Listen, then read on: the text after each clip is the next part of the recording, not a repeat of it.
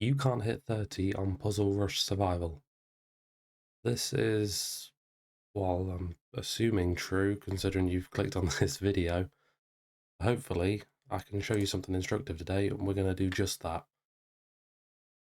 There's a lot of simple patterns, but I'm going to talk you through each and every one, slow as you like. This one already, this is the thing, it isn't easy by any means. Of course, okay, there's a rook hanging. We're going to take it. This is mate. Job done. That's one. This one. The king has been checked. Where can we go? We can move here, or we can obviously just take the bishop. It's the simple thing to do. Jumped in with another check.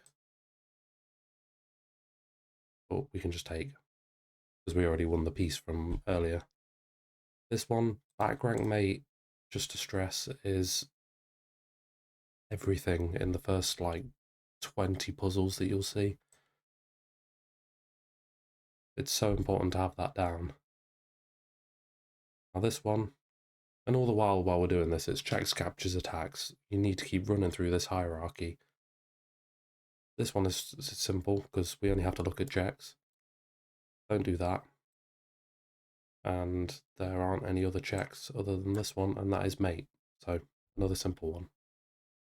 This one can be an issue with board vision. You might get a little bit startled because you think, oh, my queen's pinned, otherwise I'd be able to take. It's been pinned by this rook. No one's guarding this rook, so we can just go ahead and take it. That's mate, and it's done. And see, we've already got to 5. Incredible. So this one, again, look at checks, captures, and attacks. There is actually only one check in the position, and it is mate. Simple. This one, slightly trickier, but again, I'm going to sound like a broken record, but checks, captures, attacks. There's a check here, queen h5, or the queen just takes, so that doesn't work. Again, you may think there's a pin here, but checks are forcing. Again, there's just a mate over here. And it starts to get simple when you just run through this little reel. Again, checks, captures, attacks. This is a check, it's mate. Now this one is instructive, this one is important. This is a beginner pattern that everyone ought to know. You want to get to this king, again, using the same hierarchy. This is a check, well then how do we deliver mate from here? Chess.com will give you a brilliancy for this. You can go queen f8 and sack your queen. This whole sort of thing, it will crop up at least another 5 times, because it always does. Right, this one requires a bit more thought. So in terms of checks, obviously the threat is he's going to promote and we probably get mated, so we need to act fast. That's why a check is needed. I'm willing to bet every pound I've got, queen d8 is the move, there you go. And we have a check here, king gets put into a little box. If you're ever unsure, use your arrows, draw things out, it helps with your visualization. That is mate. King has nowhere to go. Okay, black to move. This one is slightly more tricky. We are 4 squares away from promotion. Obviously the risk is that white is going to march forward. I think we can just go straight ahead. And again. And you don't want to waste a tempo here. The temptation is to go rook takes a7. This doesn't work because he's going to take back with the pawn and you've just helped him. You've brought him a square closer. We're just going to go straight ahead instead. Now we take promote. And if you don't know how to win that endgame, I would suggest, I can do another video on it, of course. But essentially you just have to bring your queen in front of the opponent's pawn and then just bring your king over and you can take. Right, so we have a check here. Rook g8. Forced only move is king h6. Another check would then be knight f5. That looks pretty good. Which forces h5 because the rook commands the entire g file. And then it's a nice one. You finish off with g4. h4 is covered. g5 is covered. all these squares are covered by the rook and knight together. Again, not easy to see that, but if you just use checks, well, it doesn't play out the whole thing, but every move in that sequence was a check. So they're just spoon feeding you the idea. Again, here, this is a new sort of topic to cover, double checks. The knight and the queen, after this move, are both going to hit the king. Therefore, your only response is to move the king. Can you? No, you can't. In that instance, you can't. There's nowhere to go.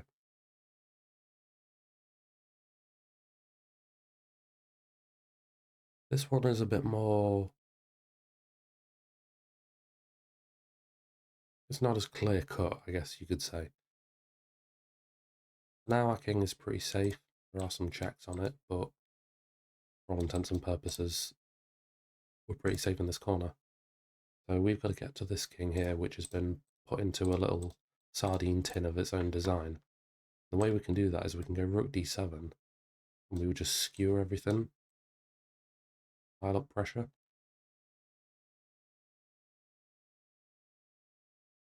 Now this one's interesting. Again, checks are the most forcing. It's tempting to go rook d8 here to try and load up pressure, hit the bishop, but the bishop can just come straight back. What happens after rook e8? None of the pieces can block because they just get lost. If the king wraps around here, we can go rook e1 and we win. So rook e8. Sometimes they'll do this, they'll throw in these like little stupid intermezzos to try and throw you off. If you have something pre-moved, for example, and they do this, which you may not expect. Obviously, if I'd had rook e1 pre-moved, it wouldn't have gone through, but rook e4, simple. Now this one, if not for that rook being able to travel back, queen e8 would be mate. So queen e8 is clearly going to be a good move. Let's start with it. Now, how do we break through? We have this bishop here and we have this queen. Obviously, we can't come here. The rook will just take. We've just lost a hell of a lot of material. But, even though these two pieces are staring at each other with the king there as well, there's actually pin here. You are pinning this rook. Your move, you can go bishop d7. Rook can't take because it's pinned. Now you take and deliver mate. Simple. Now, where do we go here?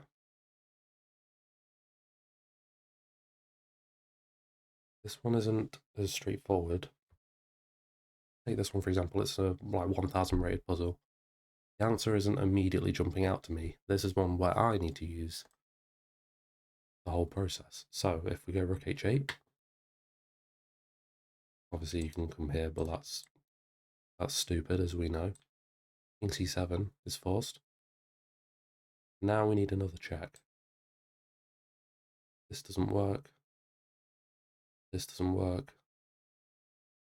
Only one check that remains, so just to play it over again. King h8. Oh my god.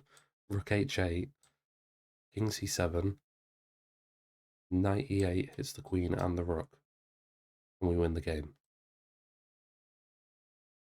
And they play king b6.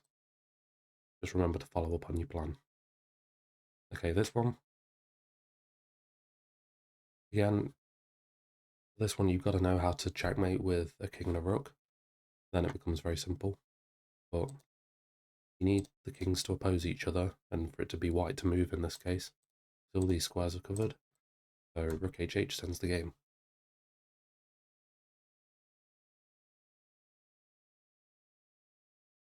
What is this one? Again, we only have two checks. That one certainly doesn't work. But this one is intriguing. Bishop h7, kind of Greek gift style. If anything, we can wrap around here, and now we're loading up a cannon on this bishop, and we'd be able to win it with a fork. That looks pretty good, actually. That's what I'm going to do. There's no real checkmating attack, albeit you could maybe go knight g5 after the fact. And that could also work as well. But now we can just win the material. Now here is an interesting one. This one's good. Could just trade and get a relatively even endgame, but what we can do instead, this f-pawn is shutting down the king's movement. There's no luft now anymore. So, for one, back rank mate possibilities become a threat again. We can also go king, oh my god, I can't speak today. Queen h6, with the threat of mate on g7. The king can't run to f8 because the queen covers it. You can't put any piece in place to defend g7. It was just mate in 2 by this point. Well, mate in 3, I should say. You have to take back. Okay, again, gotta look at checks. You might be cautious thinking, oh, I've got to defend this knight because there's a cannon here. But it's your move, especially with it being a puzzle. Your move, your chance to do something. You just have a mate in 1. Don't overcomplicate it.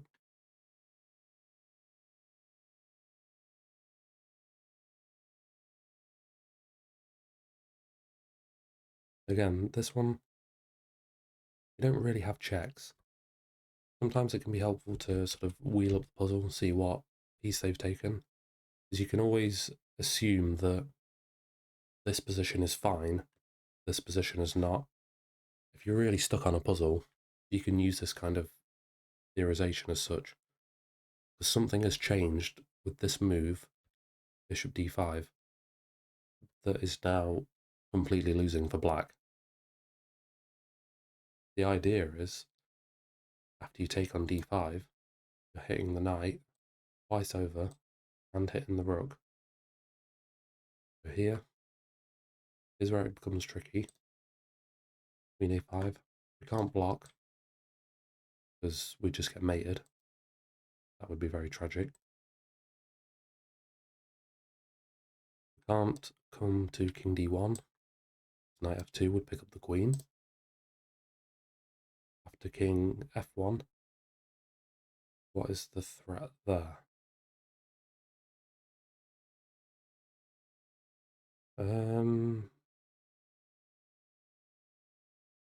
Yeah, here's where it gets a little tricky. It's either king e2 or king f1. Which one is better?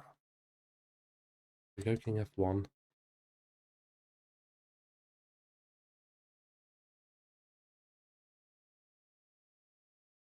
This could be a problem.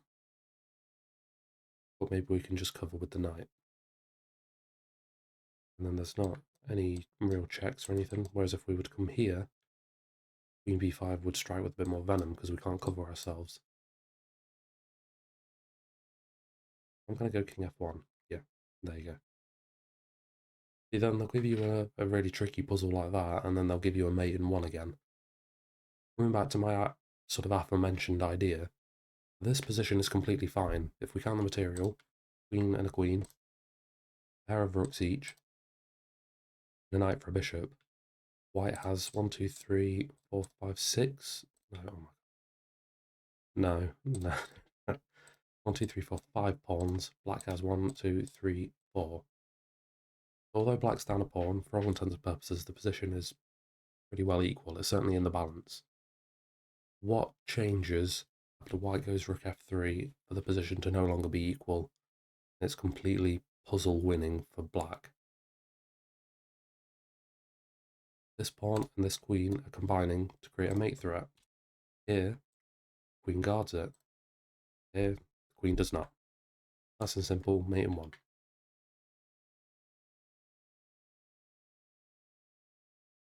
Now this one is certainly trickier. So again, material is even. You know, this is an equal endgame. Definitely. The problem that, well, that both colours have is back rank problems. So both kings are very vulnerable at the minute, but it's black to move. If I were to take this pawn and say hit him with a tempo there, doesn't work because of rook d2 and you just lose. No, it's worse than that actually. It's much worse than that. If you go here, that's mate, sorry, that's my poor teaching. Okay. What happens if we just go in with d3 immediately? Can't take, because you get mated. Here, let's say you have to do something, because otherwise we're going to take either with pawn or rook, depending on the situation, and we're just going to promote and crash through. Let's say you go c3, probably take. Now you need to guard back rank. You can't go king f1 because this is still mate. The e2 square is covered by the pawn. Again, tricky to visualize, but the arrows do help. So we take on c3.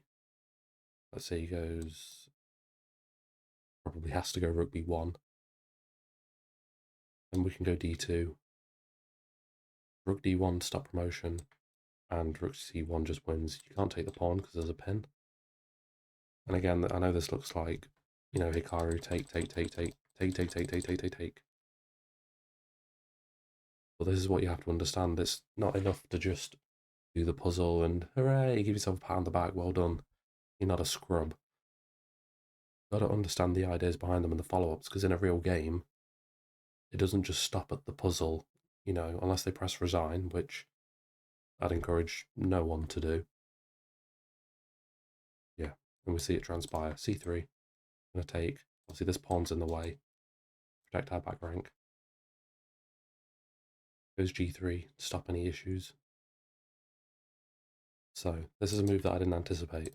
Now we have to go back to thinking again. I believe we can just go rook c2. See if he comes back here, here.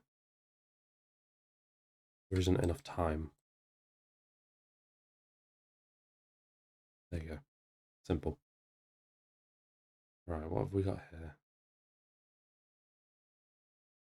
This is a classic case of which rook do you move? This one, he hides here. It might look good because there's, you know, you're trying to close him down on the G and H files. You actually have to go in with this one. All I can say is just play it out. Play it out and see what happens. Forced move, King H1, Rook H2, King G1, and that's your mate right there.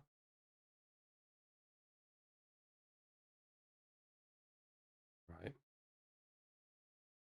So, scary one. We are very much down on material, down a rook and a knight. This is mate.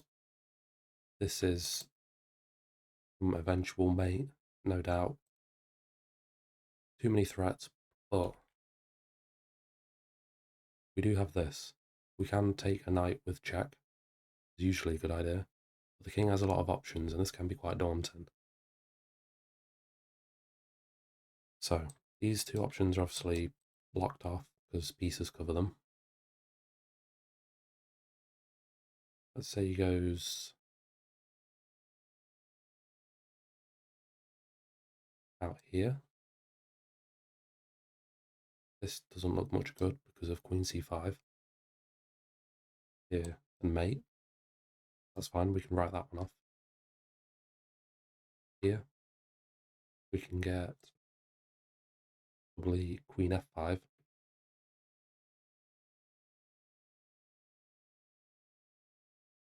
And anywhere he goes, he gets mated. And this is quite an instructive point, not so much from a real game perspective, but from a puzzle perspective. You're finding a line where kind of branches off into a lot of other lines, but there's a lot of successful options. I've already shown you two options there that work, where he can't move his king. Chances are that's going to be his starting move. There you go. And look, we've saved ourselves another minute or two of calculation by not looking at this, because, and again, I can only stress that this is just a puzzle thing. This isn't, don't do this just for games, because you will go and miss something. But now, as mentioned, I'll come here, there's nowhere that the queen can cover, so you will just get mated. There you go, tries to cover up, and it's mate and one on the next move.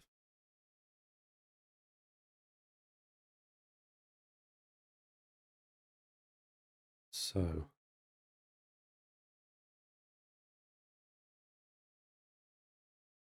Here is two options. Yeah, this one is interesting actually. You've got knight e2 or knight h3. If those don't immediately come to mind, then I'm sorry. There's there's nothing I can do. But it's the third hierarchy point again. It's attacks. We're trying to attack this g1 square because the king has been put in a box. Now, one of the risks is that the h-pawn flies, gives the king h2 as a luft. That's one reason why I'm leaning towards knight h3, because then the h-pawn can't move. As well, if you were to go knight e2, look for checks for your opponent as well, equally important as looking for your own. Rook c2, come to hide, and you can actually sack the exchange, and it's only white playing for a win here with 3 pawns and a bishop versus a rook. I certainly wouldn't like to have the black side there trying to hold that. That seems very miserable. So, at h3. Now there's nothing you can do to prevent mate. There is no rook c1 because you just take. Again, this is a subtlety, and I'll concede here myself. I hadn't seen this at original glance. You can cut across with rook g4. There's knight f2. And it's okay if you don't see the whole thing all the way through. This is why it's important to work it out as you go. And just remain vigilant. Now this one's a classic example of puzzles trying to play tricks on you. They're quite devious sods. There's so much pressure loading up on this pawn. You're just being beckoned into taking it.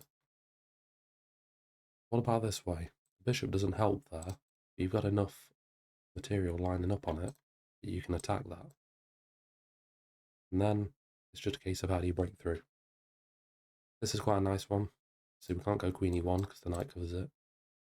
Queen f1 is met with g1.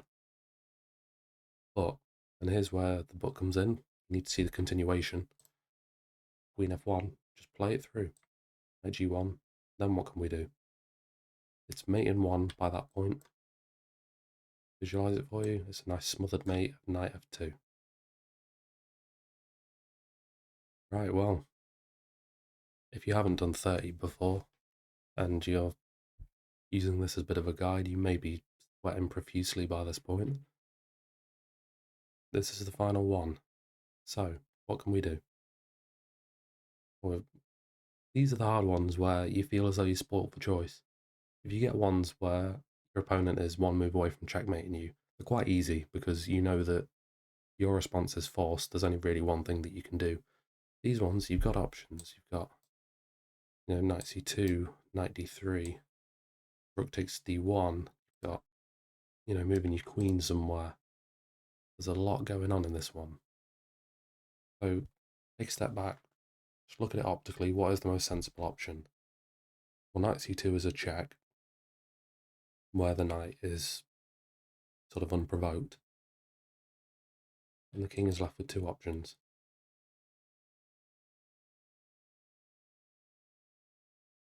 Let's say knight c2, king f1.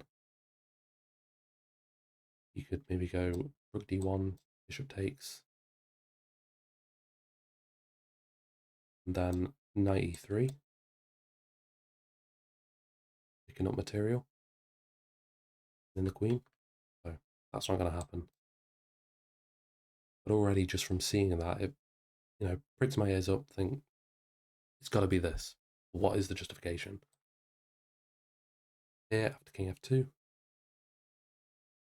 there is a check here that is pretty good, queen e3. How can we capitalize on that? After queen e3, there would be king f1.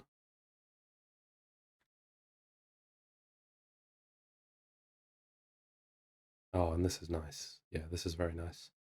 Now we come back to the rook d1 idea. Again, it's not just every puzzle, it's every move checks, captures, and attacks. This is why this has become clear cut. Knight c2. king f2, queen e3, king f1.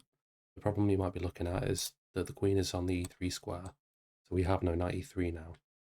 But what we do have is rook d1, another check, forced to take with the bishop, and then queen e1 is just mate. Like sort of not a clearance sacrifice, but it paves the way for your queen to slide on through. So play that out in full. Queen e3. Again, that's the importance of just trying the moves. It might be easier for you to visualize here at this point because it is like a 4 or 5 move combination. Not the easiest thing in the world to see. Take, and there you go. 30 puzzle rush, no mistakes. Nice and done. Now, I may do a video on further on 40, 50, but for now I think that's a good start. The highest puzzle we've solved is 1621. I hope that's been instructive. I hope that's been a learning experience for some of you out there, because it certainly isn't easy and it does require a lot of patience, but memorizing these tactical patterns, it will make you so much better at chess in every discipline. Rapid, blitz, bullet, the whole thing. You can't progress without a decent sort of tactical knowledge base that will only strengthen as time goes on. So, with that being said, thank you all for watching, guys, and I'll catch you all in the next one.